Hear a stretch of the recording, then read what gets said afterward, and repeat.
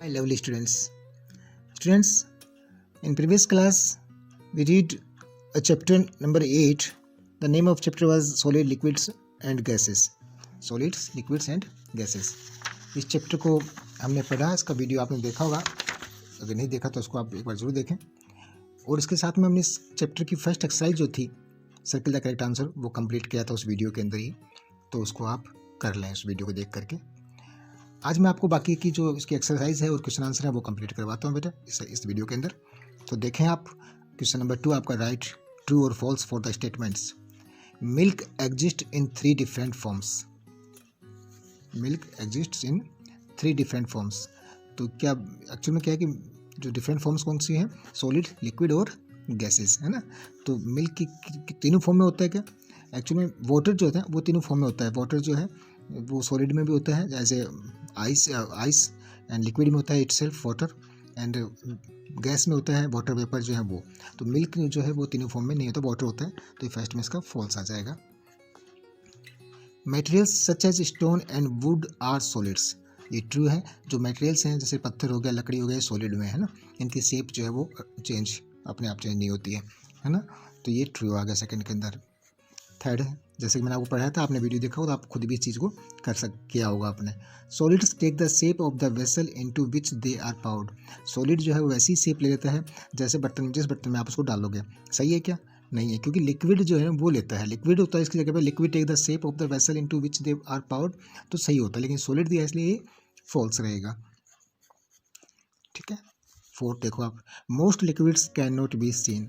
ये क्या है कि actually most liquid can not be seen. Liquid तो दिखाई देता है, जो गैसेज होती है वो दिखाई नहीं देती. तो यहाँ पे अगर most gases can not be seen होता तो ट्रू होता, लेकिन लिक्विड दिया हुआ है तो लिक्विड्स तो दिखाई देता है. तो इसमें क्या होता है? ये फॉल्स आ जाएगा. फोर्थ का भी आपका फॉल्स हो जाएगा. Fifth, ice melts to form water. Ice जब मेल्ट होता है तो वो वाटर में आता है. तो ये ट्रू है कि जो मेल्टिंग सिस्टम का क्या होता है कि उसको पिघलता है ना. तो बर्फ़ पिघलती है तो पानी में बदल जाती है. सही है. तो ये क्या हो गया? ट्रू हो गया. फर्स्ट में फॉल्स, सेकंड में ट्रू, थर्ड में फॉल्स, फोर्थ में फॉल्स, फिफ्थ में ट्रू. नेक्स्ट देखें आप, give 2 examples of for each of the following. Solid के कोई भी 2 एग्जांपल्स दे दो बेटा आप, जैसे स्टोन और वुड, है ना. उसके एग्जांपल्स देने, मटेरियल्स के नाम लिख दो आप इसमें. तो स्टोन का नाम लिख दिया हमने और वुड का लिख दिया. ठीक है. लिक्विड के 2 एग्जांपल्स देने हो तो किसका दोगे आप? वाटर का दे दो और मिल्क का दे दो, है ना. गैसेस के 2 एग्जांपल अगर आपने देना है कोई भी, तो वाटर वेपर का दे सकते हो आप, वाटर वेपर.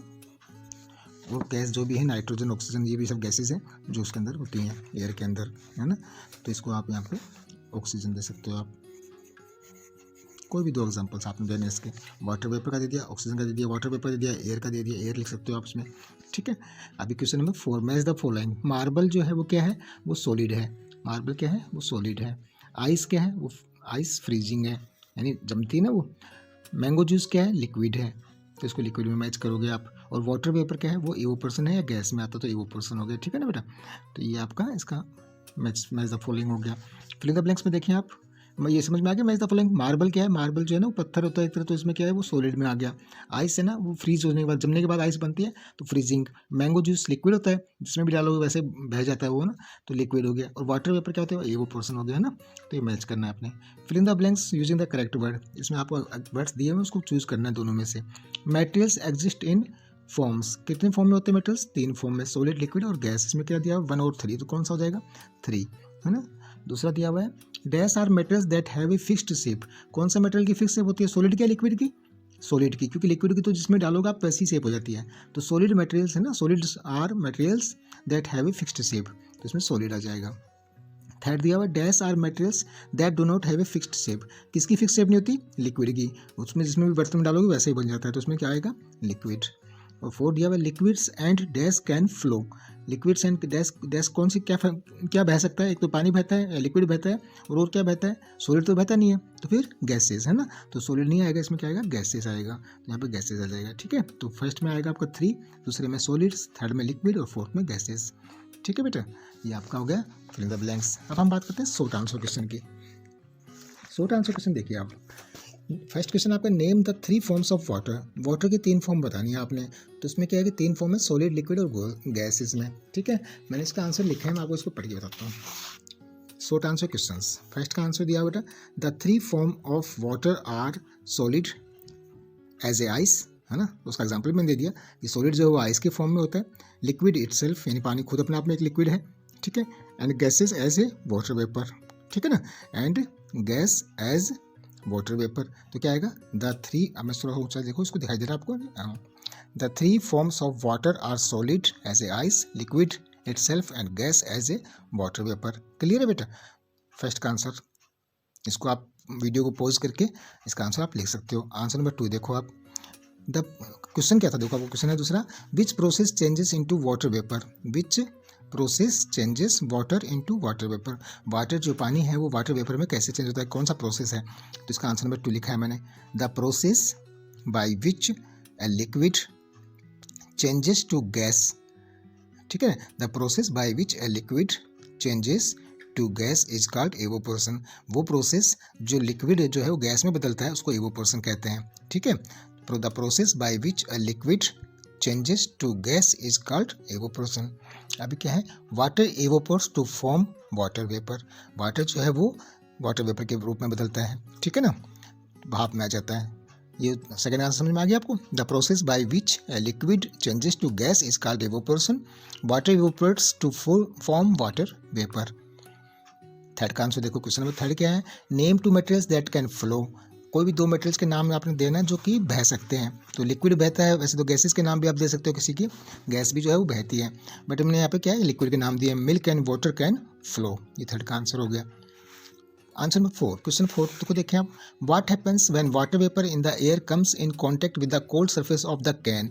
फ्रीज के अंदर आप देखते हो आपकी कैन जो है कोल्ड ड्रिंक की कैन होती है या पेप्सी की बोतल होती है, तो उसके बाहर ड्रॉपलेट्स होती हैं ना, बूंद बूंद बूंद लगी होती है, बहुत ज़्यादा चिल्ड हो जाती है बोतल, तो उसमें बहुत सारी बूंदें लगी होती हैं, तो ये वो चीज़ें यहाँ पे बन जाती है। ये बोल रहे हैं क्या होता है, जब वाटर वेपर जो है वो water vapour in the air comes in contact with the cold surface, जो हवा में वाटर वेपर होता है वो जब ठंडी सतह पे, जो कैन की या बोतल की सतह, ठंडी सतह पे के कॉन्टेक्ट में आती है तो क्या होता है। तो इसका आंसर हमने यहाँ पे लिखा है, when water vapour in the air, when water vapour in the air comes in contact with the cold surface, लिख लोगे बेटा, इसको आप वीडियो को पॉज करके लिख सकते हो, आपको दिखाई दे रहा है ये, when water vapour in the form, लेकिन सुनना जरूर, कि सुनने से क्या है आपको समझ में आ जाएगा कोई वर्ड जो है वो, उसका मतलब, when water vapour in the air comes in contact with the cold surface of the can it cools down and condense into water droplets. जब ये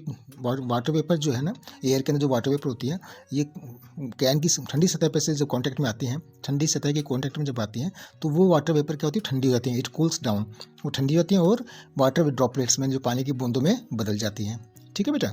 तो ये जो है इसके शॉर्ट आंसर क्वेश्चन के चारों का आंसर हो गए। अब हम देखते हैं long answer question. Long answer question का जो पहला क्वेश्चन है ये मैंने इसमें नहीं कर लिखा है, क्योंकि इसका आंसर हमने पहले में दे दिया है ना। Name the 3 form of materials, materials के 3 फॉर्म का बताने, तो कौन से होते हैं बेटा, solids, liquids and gases. Give 1 example of each type, तो तीनों के एग्जांपल देने, तो हमने पहले में तीनों की चीज़ें नाम भी लिख दिए थे और उसका एग्जांपल दे दिए थे। सॉलिड जो है वो आइस के रूप में दे दिया था, लिक्विड जो है वो पानी खुद है, और गैसेज में वाटर वेपर का नाम दे दिया था। तो इसलिए हमने इस फर्स्ट क्वेश्चन को नहीं किया है, आपने फर्स्ट क्वेश्चन यहाँ पे कर लिया। अगर ये आता तो इसका आंसर आप ये लिख सकते हो जो पहले में लिखा था, ठीक है बेटा। दूसरा है differentiate between condensation and evaporation. Condensation का और एवोपोरेशन का जो है इसमें क्या अंतर है दोनों में, उसका आंसर देना है। तो ये देखो आपको आंसर नंबर 2 लॉन्ग आंसर का, पहले हमने कंडेंसेशन के बारे में लिखना है। कंडेंसेशन क्या होता है, the process by which gas changes into liquid. बेटा जो गैस है, कोई भी वो गैस जब लिक्विड में बदलती है उस प्रोसेस को हम क्या कहते हैं, कंडेंसेशन कहते हैं। The process by which gas changes into liquid on cooling, ठंडी होने पे जब वो लिक्विड में बदलती है gas, is called condensation, is called condensation, ठीक है। तो ये कंडेंसेशन डिफाइन हो गई, the process by which gas changes into liquid on cooling is called condensation. Evaporation क्या है, evaporation the process by which a liquid changes to gas is called evaporation. यानी यहाँ पे जो गैस वो पानी में चेंज होती है, लिक्विड में चेंज होती है, और उसमें जो लिक्विड है वो गैस में चेंज होता है। तो ये है दोनों का फर्क। कंडेंसेशन उसको कहते हैं जब कोई गैस जो है वो लिक्विड में कन्वर्ट होती है, चेंज होती है, और एवोपोरेशन उसको कहते हैं जब कोई लिक्विड है वो गैस में कन्वर्ट होता है। तो दोनों का मतलब समझ में आ गया ना आपको, कि कंडेंसेशन वो है जिसमें गैस जो है वो लिक्विड में चेंज होती है, गैस चेंजेस इनटू लिक्विड, है ना, और एवोपोरेशन होती है जो लिक्विड चेंजेस टू गैस। बाकी इसका आंसर मैंने लिख ही दिया है, वो आप देख पा रहे होंगे शायद, ठीक है। तो ये हमारा लॉन्ग आंसर क्वेश्चन का सेकंड आंसर का हो गया। Condensation, the process by which gas changes into liquid on cooling is called condensation. Evaporation, the process by which a liquid changes to gas is called evaporation. Clear है बेटा? अब answer number 3 question है आपका, define melting and freezing. Melting और freezing को define करना है आपने। तो मेल्टिंग तो वो होती है द प्रोसेस, पहले हमने मेल्टिंग लिखा, आंसर 3 मेल्टिंग लिखा, मेल्टिंग को डिफाइन करेंगे। मेल्टिंग को the process by which solid changes into liquid, ठीक है, जब वो प्रोसेस सॉलिड जो है लिक्विड में चेंज होता है इज कॉल्ड मेल्टिंग, उसको मेल्टिंग कहते हैं। एग्जांपल आपको पता ही है, जैसे आइसक्रीम है आपकी, है ना, वो सॉलिड में होती है, लेकिन जब उसको पिघलती है तो उसके बाद में वो मेल्ट हो जाती है, तो क्या हो जाता है, वो लिक्विड में बहने वाली हो जाती है, बहने लग जाती है, तो लिक्विड में चेंज हो जाती है, ठीक है, उसको मेल्टिंग कहते हैं। फ्रीजिंग क्या होता है बेटा, जब कोई लिक्विड जो है वो सॉलिड में चेंज होता है। The process by which liquid changes into solid on cooling is called freezing. जब जैसे पानी है, पानी को आपने फ्रीजर में रखा तो उसकी आइस बन जाएगी, तो लिक्विड था पानी तो वो सॉलिड में चेंज हो गया, तो उस प्रोसेस को हम क्या कहते हैं, फ्रीजिंग कहते हैं। क्लियर है बेटा? ये मेल्टिंग की और फ्रीजिंग की डिफाइन हो गई। क्वेश्चन नंबर 4 देखो आप, क्वेश्चन नंबर 4 आपका, right any one difference between solid and liquid. Solid और लिक्विड का एक एक डिफरेंस आपने बताना है। तो मैंने यहाँ पे लिख दिया इसका answer, difference between solid and liquid is that solid do not flow. एक एग्जांपल बताना था हमने, तो क्या दिया हमने कि solids do not flow, solid जो है वो बहता नहीं है, एंड लिक्विड्स फ्लो, और लिक्विड जो है वो बहता है, ठीक है। तो ये दोनों का डिफरेंस है, दोनों के डिफरेंस के लिए एक एग्जांपल बताया हमने, ठीक है। तो ये हमने एक एग्जांपल या एक डिफरेंस पूछा इसने कि राइट एनी वन डिफरेंस, कोई भी एक डिफरेंस बताना है। तो डिफरेंस एक ये है कि सॉलिड जो है वो बहता नहीं और लिक्विड जो है वो बहता है। तो हमने यहाँ पे लिख दिया, difference between solid and liquid is that solids do not flow and liquids flow. तो my dear students, chapter number 8 के जो क्वेश्चन आंसर थे वो कंप्लीट हो गए। चैप्टर का वीडियो आपने जरूर देखना उसका, ताकि उससे आप क्वेश्चन आंसर पूरे से समझ में आ जाएंगे, ठीक है बेटा। अगर आपको समझ में आ गया हो तो आप उसमें कमेंट्स में जरूर लिखें कि हाँ आपने क्वेश्चन आंसर का वीडियो जो है समझ में आ गया, और कोई डाउट हो तो भी आप मैसेज करके या कमेंट्स में लिख करके पूछ सकते हैं। Thank you and have a nice day.